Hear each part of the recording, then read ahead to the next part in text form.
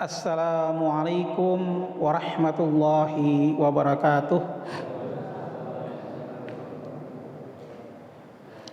Alhamdulillahi rabbil alamin, wassalatu wassalamu ala asyrafil anbiya'i wal mursalin wa ala alihi wa sahbihi ajma'in, amma ba'd.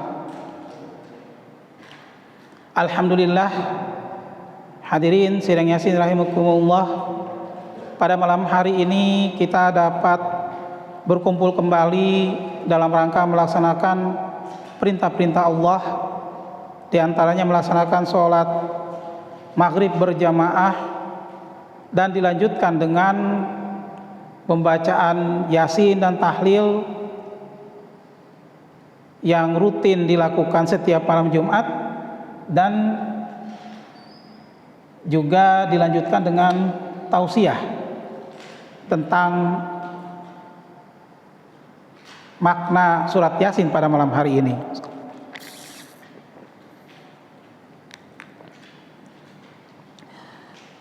Hadirin sidang Yasin rahimakumullah,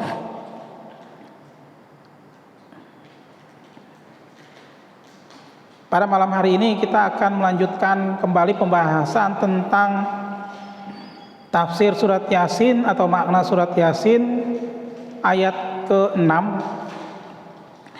yang berbunyi A'udzubillahi minasyaitonirrajim, Bismillahirrahmanirrahim, litundira qauman ma undira aba'uhum fahum ghafilun.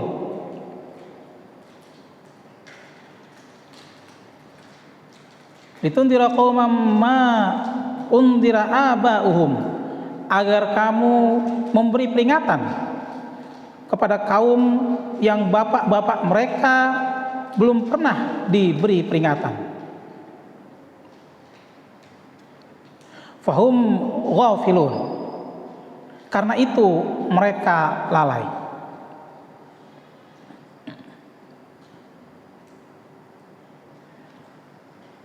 Hadirin sidang Yasin rahimakumullah, ayat ini memerintahkan kepada Rasulullah Muhammad SAW dan juga kepada umatnya agar kita mampu atau kita mau memberi peringatan kepada kaum yang belum pernah diberi peringatan.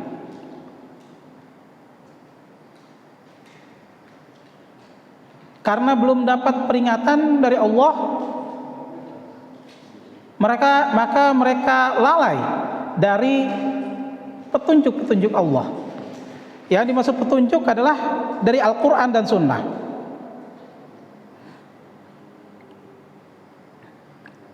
Sehingga perintah memberi peringatan atau mengingatkan kepada sesama manusia, mengingatkan tentang perintah Allah di dalam Al-Quran dan juga sunnah Rasulullah yang dicontohkan dan dijalankan oleh Rasulullah Muhammad SAW, merupakan kewajiban bagi setiap umat manusia, kewajiban bagi setiap umat Islam. Karena sesungguhnya seorang muslim yang telah meyakini kebenaran Islam, ia harus mengembalikan seluruh dimensi kehidupannya dalam perengkuhan nilai-nilai yang terdapat di dalam Al-Quran dan As-Sunnah. Dan keduanya harus dijadikan referensi utama dalam cara berpikir, cara mengambil keputusan, cara bertindak, dan lain sebagainya. Karena Al-Quran merupakan petunjuk yang mampu membimbing manusia, membimbing setiap manusia ke jalan yang benar.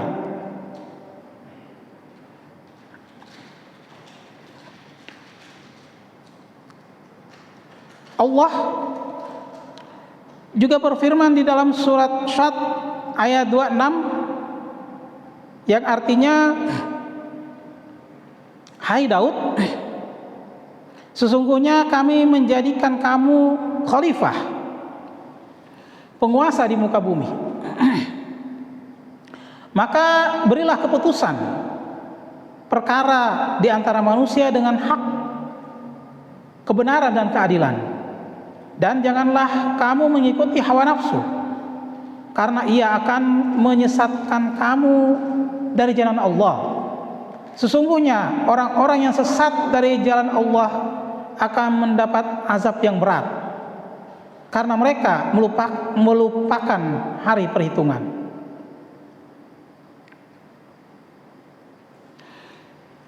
Dari ayat di atas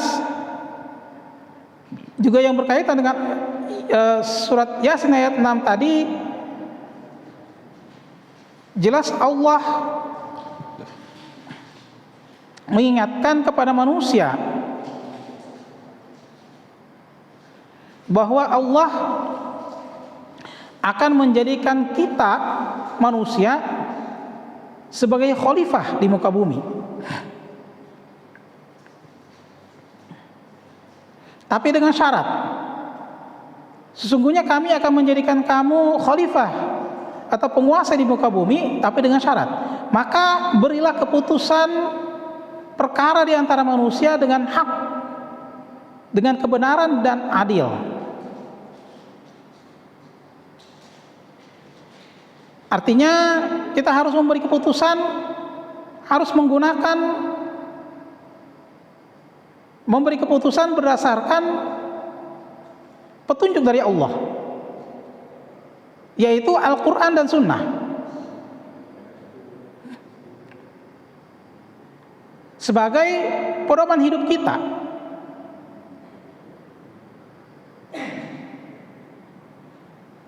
Lalu kata Allah, dan janganlah kamu mengikuti hawa nafsu. Hawa nafsu adalah keinginan untuk tidak mau menggunakan atau memberi keputusan atau menjadikan Al-Quran sebagai petunjuk hidup. Maka akan terjadi kerusakan, karena ia akan menyesatkan kamu dari jalan Allah,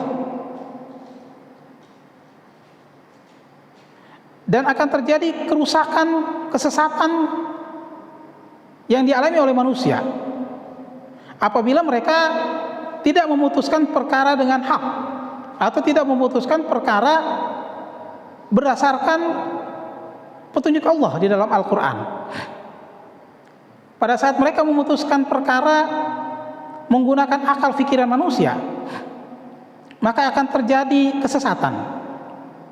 Maka di ayat tersebut Allah lanjutkan, akan mendapatkan azab yang berat karena mereka melupakan hari perhitungan. Hadirin sidang yang rahimakumullah, manakala manusia tidak mau memutuskan perkara sesuai dengan ketentuan Allah, maka akan terjadi fenomena kerusakan alam, baik di daratan maupun di lautan.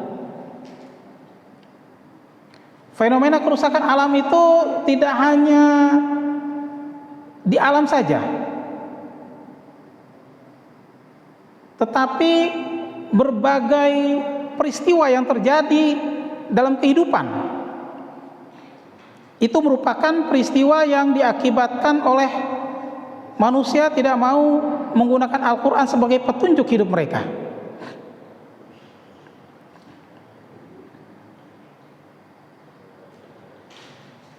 Dari sisi pergaulan, misalnya berapa banyak generasi muda yang saat ini melakukan tindakan-tindakan yang bertentangan dengan nilai-nilai Islam.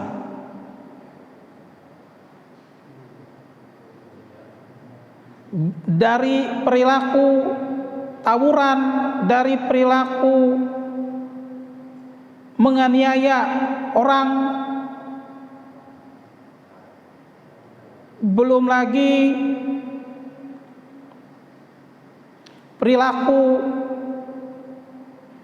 perilaku yang bertentangan dengan akhlak yang berlaku di dalam Islam. Berapa banyak generasi muda yang berani melawan orang tua, guru, berperilaku amoral,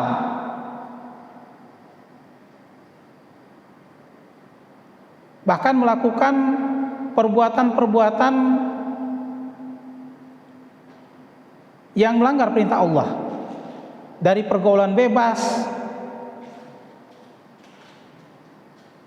dan lain sebagainya, di mana hal itu merupakan fenomena alam dari bencana dalam bentuk gempa bumi, tanah longsor, juga kerusakan moral.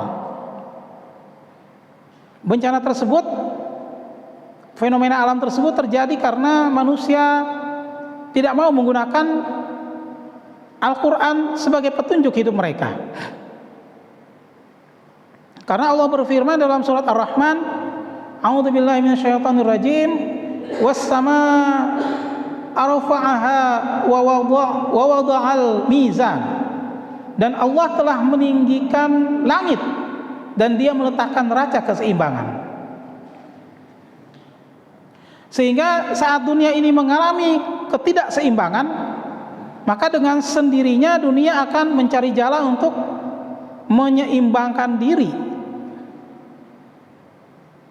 Hal itu terjadi karena sunatullah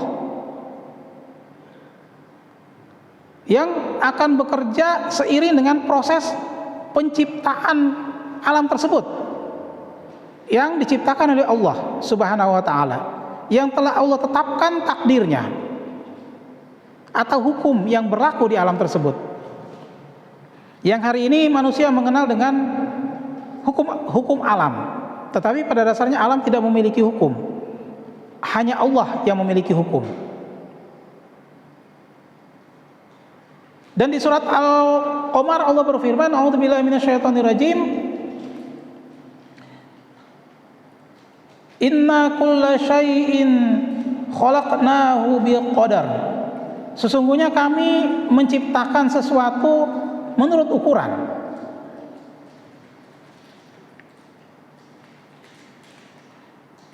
Allah menciptakan sesuatu menurut kehendak dan ketentuan Allah, yang disesuaikan dengan hukum-hukum yang ditetapkan untuk ciptaannya tersebut. Sehingga manakala Allah menciptakan bumi, maka akan ditetapkan sesuai dengan hukum alam, hukum yang Allah tetapkan terhadap bumi.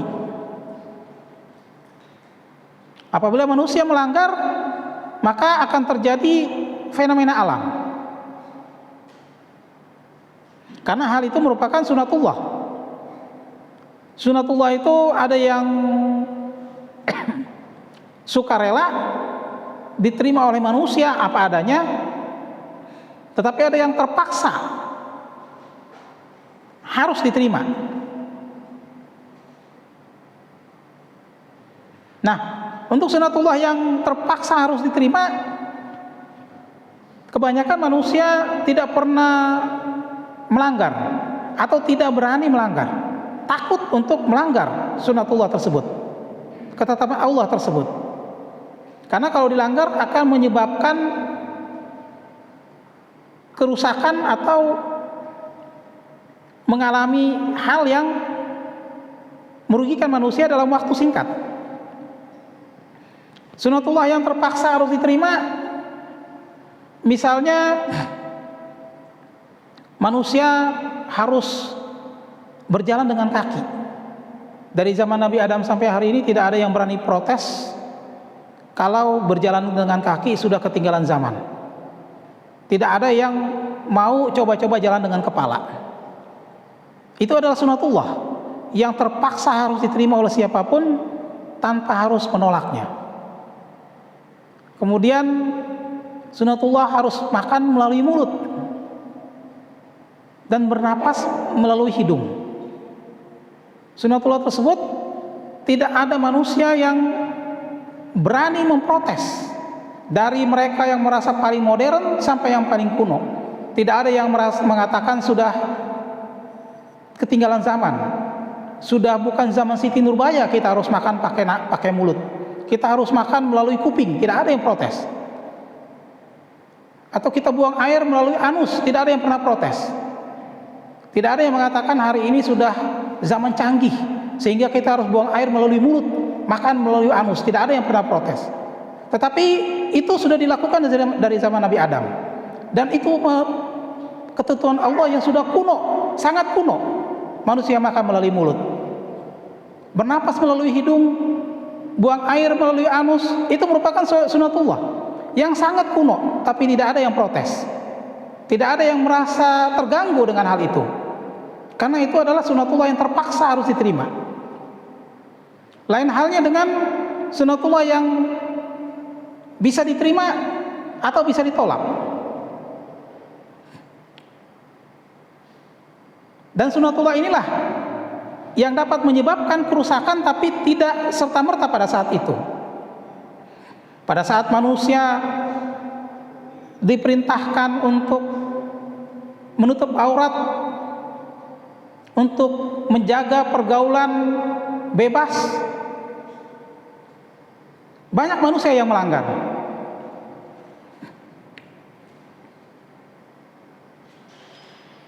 Malah mereka mengatakan hari ini sudah zaman modern, kita tidak perlu diatur dalam pergaulan, kita tidak perlu dijaga-jaga dalam pergaulan karena sudah modern. Bukan hari ini, bukan zaman Siti Nurbaya. Maka dengan melanggar hal tersebut, beberapa waktu kemudian akan terjadi kerusakan moral yang hari ini terjadi. Hal itu terjadi karena sunatullah yang bisa dipilih oleh manusia. Kalau mereka memilih, mereka akan selamat di dunia dan akhirat. Manakala mereka menolak sunatullah tersebut, mereka tidak akan selamat di dunia dan akhirat, tetapi dalam jangka waktu lama merasakannya. Dengan kerusakan moral hari ini adalah akibat dari pada setiap umat Islam yang tidak mau menggunakan aturan Islam dalam pergaulan, dalam kehidupan bermasyarakat dan bernegara. Begitu juga hari ini dikatakan umat Islam menjadi sangat banyak, tetapi menjadi umat yang termarginalkan, umat Islam yang mayoritas tetapi melakukan berbagai hal selalu dicurigai. Itu semua juga berkat dampak dari mereka tidak mau mengikuti sunatullah dalam menjalani kehidupan di alam dunia ini. Selama mereka melanggar perintah Allah, maka kerusakan itu akan dialami, tetapi sekian waktu, sekian puluh tahun kemudian. Begitu juga dengan bencana tanah longsor misalnya. Hal itu karena manusia tidak menjaga fenomena, tidak menjaga keseimbangan alam. Karena alam diciptakan oleh Allah selalu seimbang. Apabila mereka selalu mengambil tanah di sekitar hutan, maka akan terjadi tanah longsor. Apabila terjadi eksploitasi ikan di lautan dengan besar-besaran untuk kepentingan yang tidak juga sesuai dengan aturan Allah, maka akan terjadi kelangkaan binatang-binatang laut yang dapat menjernihkan air laut.